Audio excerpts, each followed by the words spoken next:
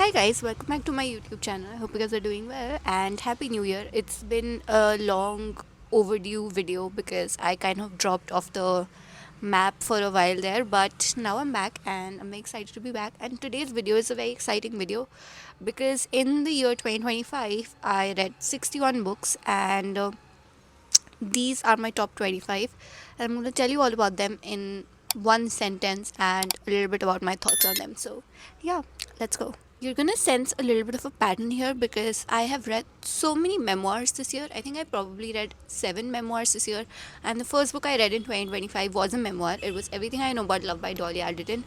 That is one of my all-time favorite books now, and after that I then went on to also read Everything by Dolly Alderton. It's a very funny and honest memoir about growing up, female friendships, and just how being yourself is what matters the most, and it truly changed the trajectory of my life. I've recommended it to so many of my friends.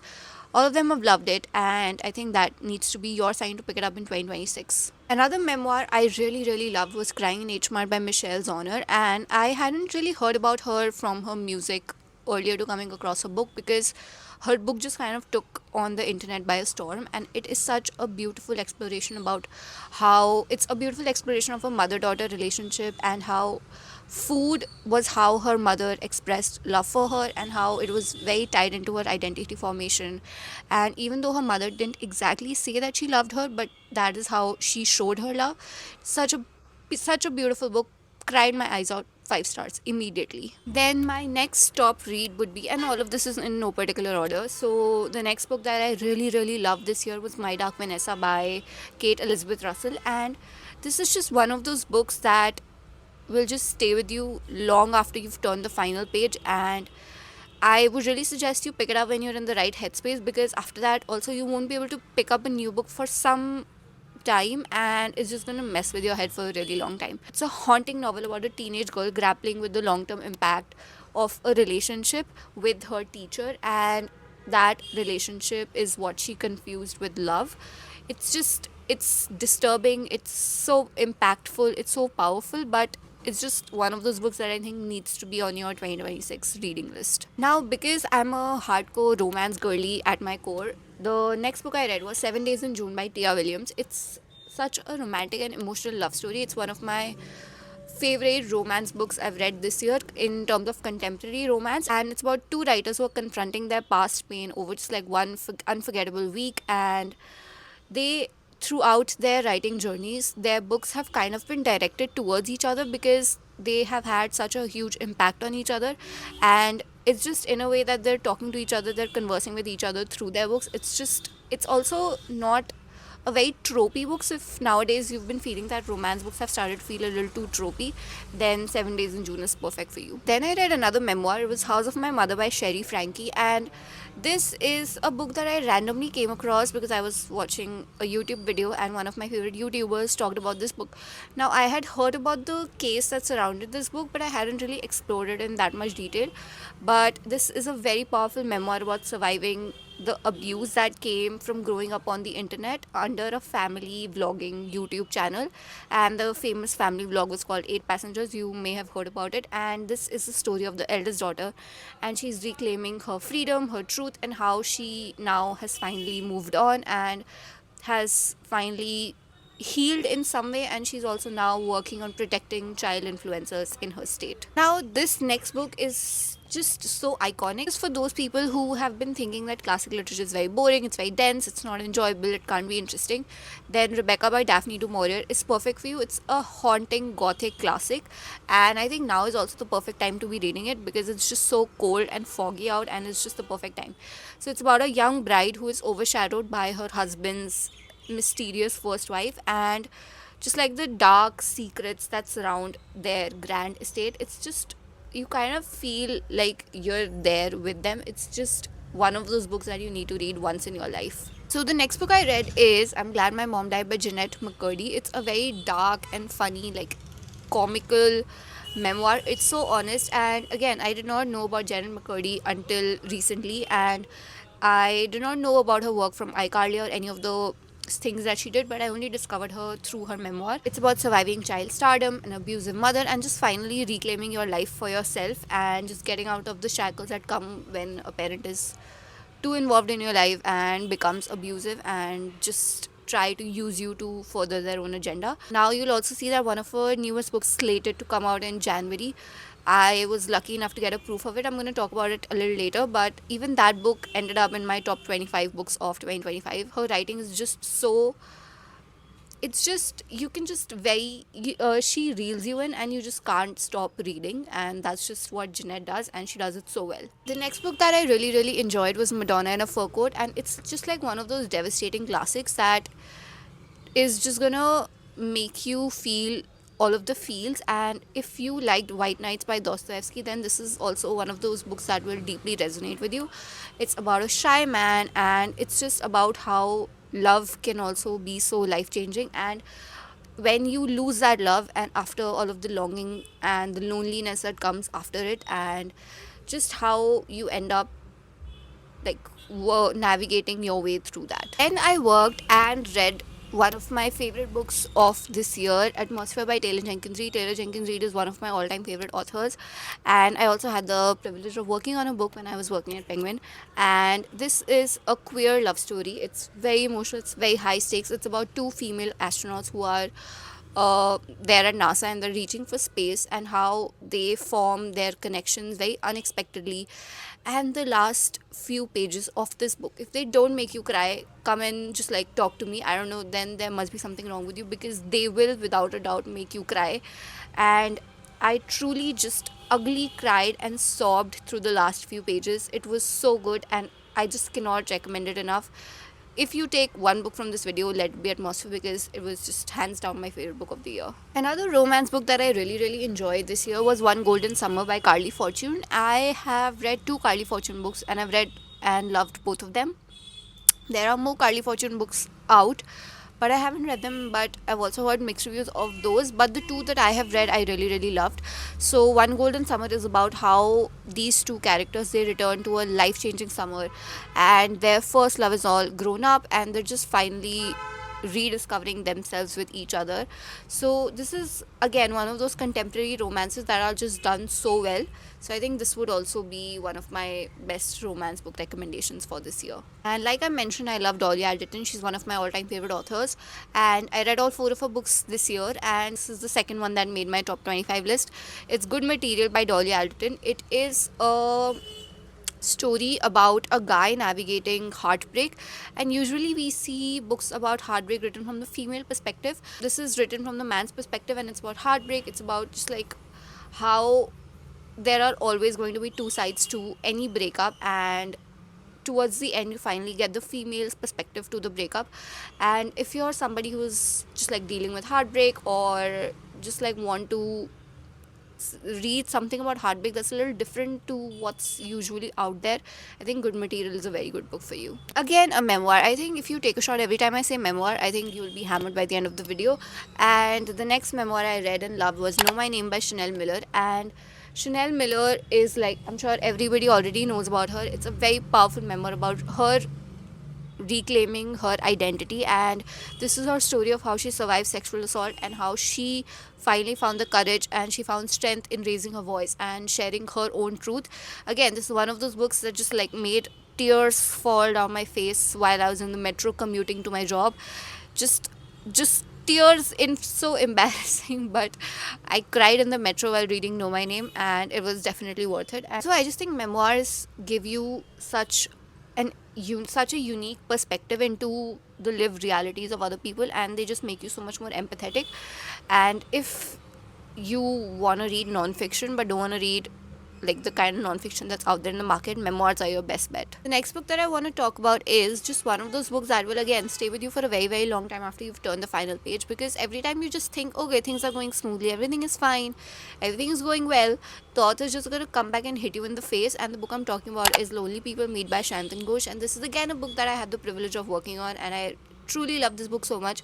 It's a beautiful science fiction romance, and I am not someone who usually reaches out for science fiction. I think this might just be my first science fiction book, and this is such a lyrical love story. It's set in Delhi, and it taps into such important themes like loneliness, desire, capitalism, big tech, and just what happens when the person that you think is your person the person that might just be your soulmate, what happens when they're not real, and what happens when everything you know about them just comes crumbling. On to the second Jenny McCurdy book that ended up on my list. I had the privilege of reading a proof copy of this because it's not out in the world yet. It's a very dark and unsettling book. Again, also it's kind of like My Dark Vanessa, but it's not as intense as My Dark Vanessa. So if you're looking to tap into the same themes, you could read half his age. But it's about a teenage girl who's just longing to be seen, and how the power dynamics just get so distorted when they're so intertwined with desire. And it's about this teenage girl in a relationship with a creative writing teacher. And it's just one of those books. It has really short chapters, so it's so bingeable. You just can't put it down. You will just probably finish it in 2 days. It's just one of those books. And then I read my first Otessa Moshfegh book, and it's a very dark and comical book about a young woman who's trying to escape her life by deciding to sleep through it for an entire year. And she does that with the help of a psychiatrist who gives her these prescription medicines.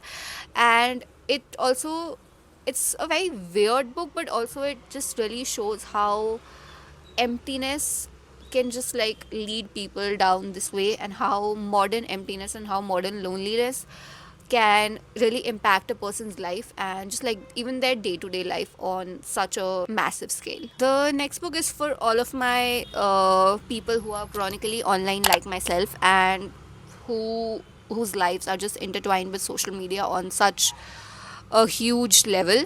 So I'm a Fan by Sheena Patel is a very sharp and obsessive novel about desire, power, and how status and class and even social media and the internet can distort modern relationships. And if you're somebody who says that you've never stalked a single person on the internet, you're lying, and I think you should read this book. The next book that I read was The Eyes Are the Best Part by Monica Kim, and this is a very gripping horror debut about a young woman's rage, her obsession, and how her family unravels under all of these secrets and betrayal, and how she ends up becoming a serial killer. And as the name suggests, she's a serial killer who's obsessed with eyeballs, like literal eyeballs. And it's so creepy, it is so weird, but you still end up just rooting for her, and you can feel all of her rage, and you just want her to get what she wants. The next two romance books that ended up on my top 25 list are First Time Caller by BK Borison and Rewinded Back by Liz Tomford. BK Borison this was my first BK Borison book, and I truly did not know of her game. She just blew my mind away. So this is kind of like a Sleepless in Seattle fanfiction,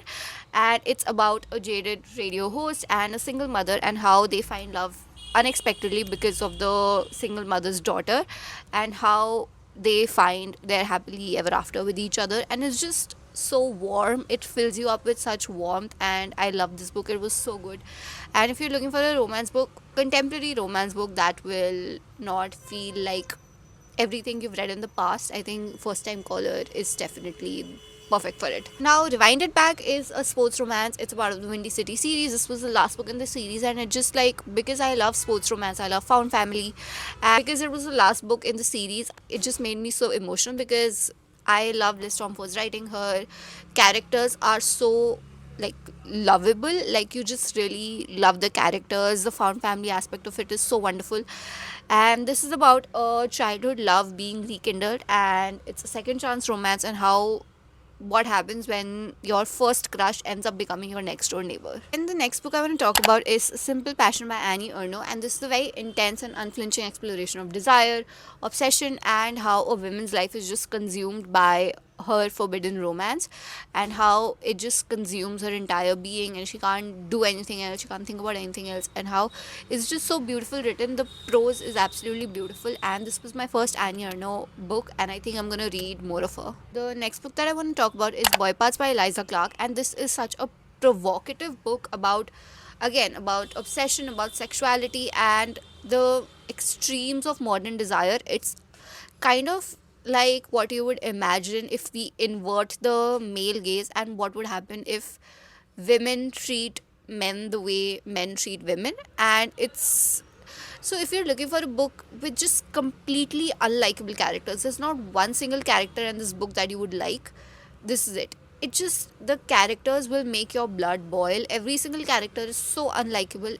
I just was so angry throughout reading this book, but I think that was the entire point. So I truly really enjoyed it, and it was a very fun book. And after that, I want to talk about Convenience for a Woman by Sayaka Murata. Now this is a very witty and thought-provoking book, and also it's kind of sad. It's funny but also a little bit sad, because it's about a woman who, like, her entire purpose is that one convenience to a woman, and that's just like the entire microcosm of her living. And she, like, people really question her and why she's not conforming to society. And this book really, through the protagonist, it really challenges what society expects to be normal and what it means to be normal yourself. So this was just like all Sayaka Murata books, it was a very weird book, and maybe you're again sensing a pattern. I read too many weird books this year, but all of them were so good.